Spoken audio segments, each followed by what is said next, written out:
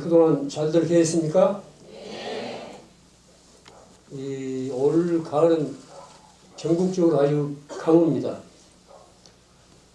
비가 거의 안 오고 있죠. 수해가 난 다음에 비가 안 와가지고 바짝 마르고 있습니다. 산에 사는 저도 물기가 없어가지고 잔뜩 좀 말라 있는 지금 상태입니다. 나보고 이제 많이 얄미웠다고 그러는데 이건 당연해요. 이 산에서 살면은 나무하고 이제 생태가 비슷해가지고 나무가 마르면 같이 마르고 나무가 좀 이제 물기가 있으면 같이 물기가 돌고 하는 게 이제 이 자연스러운 순리입니다. 자연과 일체감을 나누라고 그러십니다. 뭐 건강에는 이상이 없습니다. 그래서 이렇게 나왔습니다.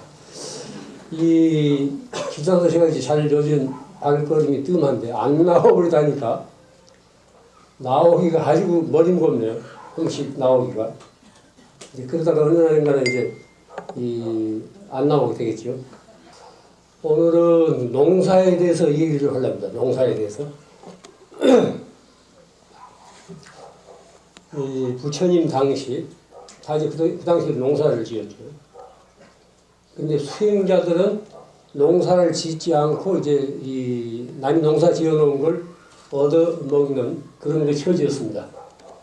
초기 경전인 수타니 바다에 보면은 어떤 농부하고 이제 부처님 사이에 이런 대화가 있습니다.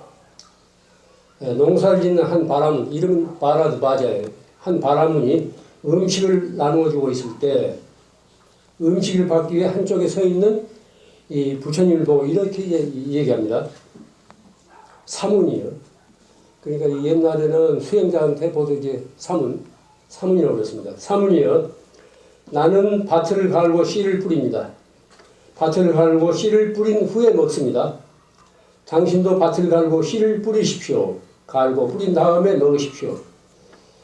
자기는 이제 농부들은 피땀 흘려서 일해서 그 소출로서 거기서 거두는 곡식으로서 먹고 사는데 이 수행자들은 놀지도 않으면서 무슨 돈을 공부한다 해가지고 끼니 때만 되면 이제 이렇게 이제 걸시가를 온 거 보니까 약간 안 구웠단 말이에요. 그러니까 이런 얘기를 합니다. 이때 이제 부처님의 대답이에요. 나도 밭을 갈고 씨를 뿌립니다. 갈고 뿌린 다음에 먹습니다. 이렇게 대답하니까 이 바라문이 그 소리를 듣고 의문이 생겼어요. 그러나 우리는 당신의 쟁기나 험이 손을 본 적이 없습니다. 그런데 당신은 어째서 나도 갈고 뿌린 다음에 먹는다고 하십니까? 이때 이제 부처님의 대답이에요. 나에게 믿음은 씨앗이요 고행은 비이며 지혜는 쟁기와 험이 의지는 쟁기를 매는 줄입니다. 몸을 조심하고 말을 삼가며 음식을 절제하여 과식하지 않습니다. 그리고 나는 진실을 김매는 일로 삼고 있습니다. 부드러움과 온화함이 내 손을 쟁기에서 떼어놓습니다. 뭐 등등 이제 이런 얘기가 나오는데, 그러니까 부처님 자신은 이 마음에 이 밭을 간다는 뭐 이런 소식입니다. 부처님 이 얘기는 이제 일종의 변명인데 자기는 이제 마음의 밭을 갈고 있다는 뭐 이런 얘기입니다. 나에게 믿음은 씨앗이요 고행은 비이며 지혜는 쟁기와 험이 의지는 쟁기를 매는 줄입니다. 몸을 조심하고 말을 삼가며 음식을 절제하여 과식하지 않습니다. 그리고 나는 진실을 김매는 일로 삼고 있습니다. 부드러움과 온화함이 내 손을 쟁기에서 떼어놓습니다. 이런 식으로 자기는 밭을 간다. 그래서 밭을 하고 먹는다. 이 소리예요. 인도에서는 예전부터 모든 수행자는 철저한 무소유이기 때문에 이 걸식에 위해서 살아갑니다. 그래서 이제 초기 경전 중에 하나인 유교경, 부처님 마지막 열반하기 전에 설한 유교경에도 수행자들은 밭을 갈지 말라는 뭐 이런 가르침이 있습니다. 그 말은 이제 밭을 갈게 되면 거기에 집착하고 제대로 이제 세속적인 그런 생산에 종사하다 보면 수행을 제대로 할 수 없을 거라는 그런 데서 또 이제 본의 아니게 많은 생물들을 희생하기 때문에 농사를 짓지 말라는 이런 뭐 가르침이 있습니다. 결국 전통적으로 옛날 배다 시절 때 수행자들은 걸시, 빌어서 먹었어요. 걸시. 비구란 말은 고대 경전 용어인 팔리어, 비쿠, 여기에서 이제 소리로 옮겨진 것이 이제 비구예요. 뜻은 거지라는 뜻이에요. 거지. 빌어서 먹는 사람. 빌어서 먹는 사람, 이건 결코 좋은 이름은 아닙니다. 우리 마을에서 욕을 하는 이 빌어먹을 놈, 빌어먹을 자식, 뭐 빌어먹을 뭐 비놈 뭐 이런 소리들 있지 않습니까? 빌어서 먹는다는 것은 결코 좋은 일이 아니에요. 남이 피땀 흘려서 농사 지어놓은 걸, 애쓰게 생산해 놓은 걸 도중에 와서 그렇게 이제 얻어먹는다는 것은 뜻한 일은 못 됩니다. 일반 거지와 다른 점이 있다면은 수행자는 어떤 식으로 비냐 하면은 밖으로 밥을 빌어 이 몸을 돕고 이 몸을 이제 유지하기 위해서 밖으로 이제 밥을 빌어서 이 몸을 돕는다는 거예요. 안으로는 법을 빌어서 이웃을 돕는다. 안으로는 그 대신 법을 빌어서 뭐 수행을 통해서 이웃에게 뭐 이로움을 전한다. 뭐 중생을 교화한다. 뭐 이런 뜻이겠죠. 현재도 이제 스리랑카, 태국, 미얀마 등지 남쪽 불교권에서는 걸식의 전통이 이어지고 있습니다. 아침 걸식 시간이 되면은 신도들이 집 앞에 음식을 차려놓고 스님들이 이제 공양 받아가기를 뭐 기다립니다. 뭐 그런 그 풍습이 지금도 이어지고 있습니다. 신자들은 수행자에게 공양을 올림으로써 뭐 공덕이 된다고 이렇게 이제 믿습니다. 뭐 사실이 그런지 아닌지 모르겠지만. 그러나 전통과 문화적인 배경이 다른 중국이나 우리나라에서는 수행자의 결식을 결코 미덕으로 여기지 않습니다. 몸소 일하지 않고 거저 먹는 것을 약덕으로 여깁니다. 여기 대승불교와 소승불교의 차이가 있어요. 소승불교에서는 한번 그런 그 부처님이 그렇게 말씀해 놓았다고 해서 그대로 지킵니다. 물론 부처님 말뿐이 그 사회적인 배경 자체가 전통적으로 이어지기 때문에. 그러나 중국이라든가 우리나라에 와서는 부처님의 말보아도 부처님의 그 뜻을 말하는 그 뜻을 생각해 가지고 우리도 생산해서 먹어야 된다는 것, 자기가 먹을 식량을 자기가 작업해야 된다는 뭐 이런 그 취지로 바뀝니다. 이건 대단한 그 혁명적인 발상이에요. 부처님의 제자들이 부처님의 가르침을 극복해 가지고 보다 생산적이고 창조적인 대로 한 건 발전한 겁니다. 그게 대승불교입니다. 중국에서 최초의 불교 수도원을 세운 분이 이제 백장선사입니다. 그 전에는 유런이라든가 인데 이제 있어가지고 제대로 독립된 수도원이 아니었습니다. 그런데 백장선사 때부터 이제 제대로 수도원이 시작돼요. 그런데 이분의 생활 기본은 하루 일하지 않으면 하루 먹지 말라는 거예요. 뭐 일일 부작, 일일 불식. 하루 일하지 않으면은 하루 먹지 말라는 겁니다. 놀고 먹지 말라는 거예요. 기본적인 생활태입니다. 그런 한 절에 이제 방장이었지만 늙어서도 대중과 똑같이 논밭에 나가서 일을 합니다. 일을 딱하게 여긴 그 절의 입성 스님이 하루는 스님의 연장을 그냥 감추어 버려요. 규범이 시퍼한 그런 그 수도원에서는 각자 연장이 따로 있습니다. 각자 연장이 따로 있어 자기가 일할 때는 자기 연장 가지고 일을 하게 됩니다. 연장을 감추어 버리니까 이제 노스님이 나갈 수 없지 않습니까? 일터에 이제 노스님의 모습이 보이지 않자 입성스님은 그럼 그렇지 하고 아주 휴가를 합니다. 그런데 공양 시간이 되어도 노스님은 식당에 나타나지 않아요. 웬일인가 싶어 이제 노스님 방에 가보니까 평소 스님이 좌선을 하고 있습니다. 그러면서 이제 입성 스님한테 나는 오늘 일하지 않았으니 먹지 않겠다. 나는 오늘 일하지 않았으니 오늘 먹지 않겠다. 이게 일일 부작, 일일 불식. 이게 그 수원의 10% 생활 규범입니다. 이와 같은 생활 규범을 지닌 수도이었기 때문에 그것에서 많은 인재들이 배출됩니다. 뭐 황벽, 위산, 임제, 향음, 앙산, 중국 선종에서 가장 빛을 낸 그런 그 인재들이 그러한 수도에서 하루 일하지 않으면 하루 먹지 않는다는 그런 생활 기움을 지닌 도량에서 배출된 겁니다. 우리나라의 경우도 예전부터 큰절에서는 식량 작업을 위해서 스님들이 몸소 농사를 지어왔습니다. 일손이 모자라면은 품을 사서라도 그렇게 착용을 했어요.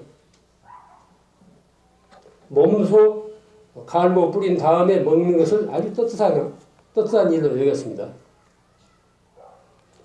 그래서 이 큰절 보면은 그 아래 절 아래 노는 땅을 개간해 가지고 논밭으로 일군 그런 예가 많습니다.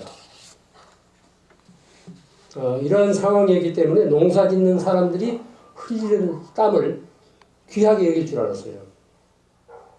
나달 하나까지도 소중하게 여겼습니다. 따라서 시중 물건을 아주 무섭게 여겼어요. 농경사회니까 그렇습니다. 스스로 갈고 뿌린 다음에 이제 거두어서 먹는 그런 그 체제이기 때문에 곡식 한 톨이 아까운 거예요. 함부로 버리면 큰 그 허물이 되는 겁니다.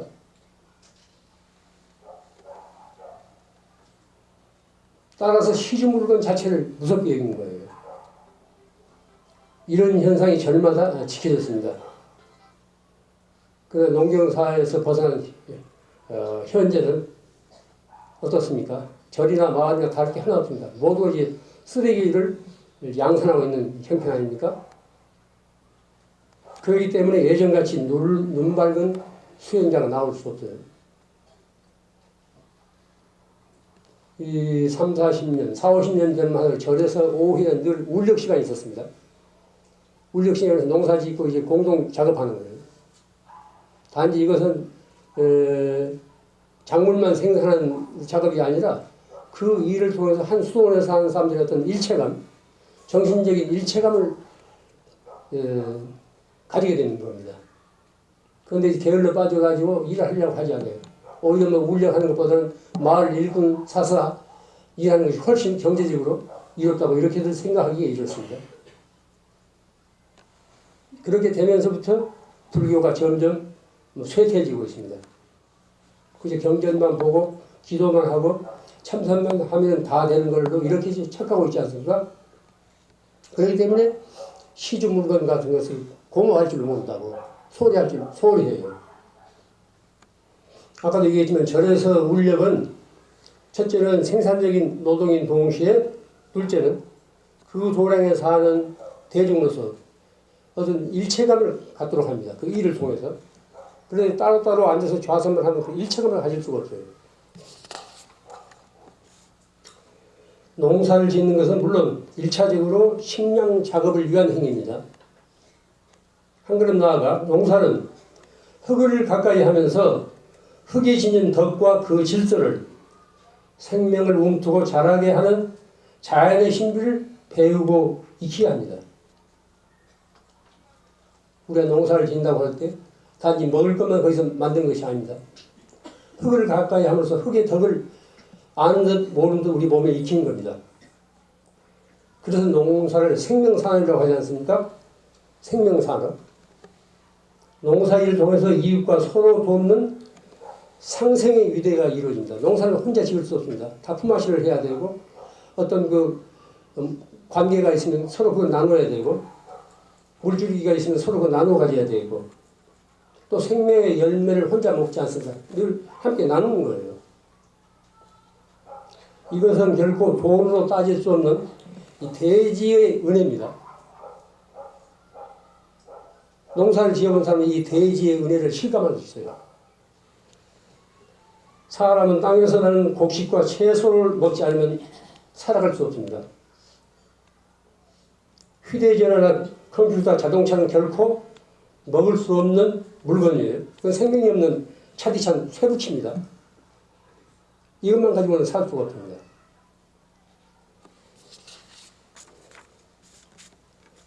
지금 이 땅에 생명산업인 이 농업이 큰 위기를 맞고 있어요. 오늘 제가 이 얘기하고자 하는 주제는 여기에 있습니다. 이 한미 FTA라는 말 들어보셨죠? 미국과의 뭐 자유무역협정.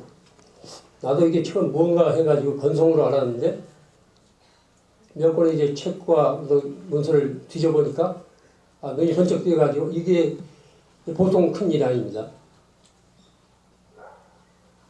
말은 뭐 그럴듯한 자유로운 무역협정 같지만 사실은 철저하게 미국의 기업과 투자자들을 위한 협정이에요.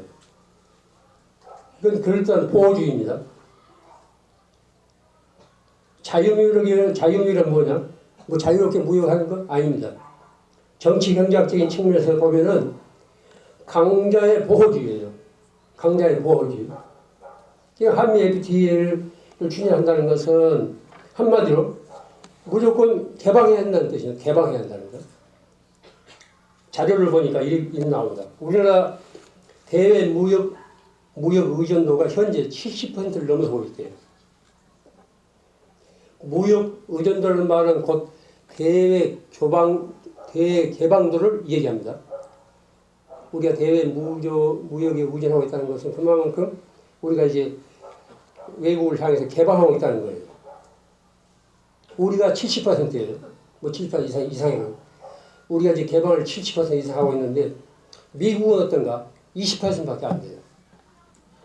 20%밖에 안 됩니다. 개방을. 일본은 22%예요. 나머지는 이 내수 경제예요. 내수 경제. 우리 경제가 이제 취약한 것은 내수가 그렇게 약하기 때문에 우리가 미국이나 일본보다 3배 이상 개방을 하고 있습니다. 그런데도 불구하고 마작 다 개방해야 무슨 살 길이라고 이렇게 정신없이 외치고 있습니다. 무역 의존도가 높다는 것은 결코 자랑이 아닙니다. 핸드폰이나 무슨 그 자동차를 팔았다고 이게 능사가 아닙니다. 그만큼 외부로부터 받는 충격이 커요. 한미 무역 협정이 만약 체결된다면은 무역 의존도는 더 올라간 대신 내수 비중은 더 줄어듭니다. 내수 비중이 줄어든다는 소리는 뭐냐? 서민들이 살기가 더 어려진다는 거예요. 지금도 훨씬 어려진다는 거예요. 따라서 우리 경제가 세계 시장에서 구조적으로 그만큼 취약하다는 겁니다. 우리나라 전 국토 중에 산지가 64%입니다. 산이 많아요. 절반 이상이 산입니다. 농지가 20%. 전체 면적의 84%가 실질적으로 농민이 관리합니다. 농민이 관리하고 있어요. 만약 농업이 죽게 되면 이런 생태적인 관리 자체가 안 된다는 거예요. 논밭에서 생산해놓은 곡식뿐이 아니고 변온에서 만들어낸 산소가 우리를 건강을 지금 뒷받침하고 있지 않습니까? 어떤 작물을 봐도 쌀 농사가 가장 단일 작물 중에서 가장 수익이 높습니다. 이런 농사 자체를 이제 수지가 안 맞으니까 할 수 없게 만드는 거예요.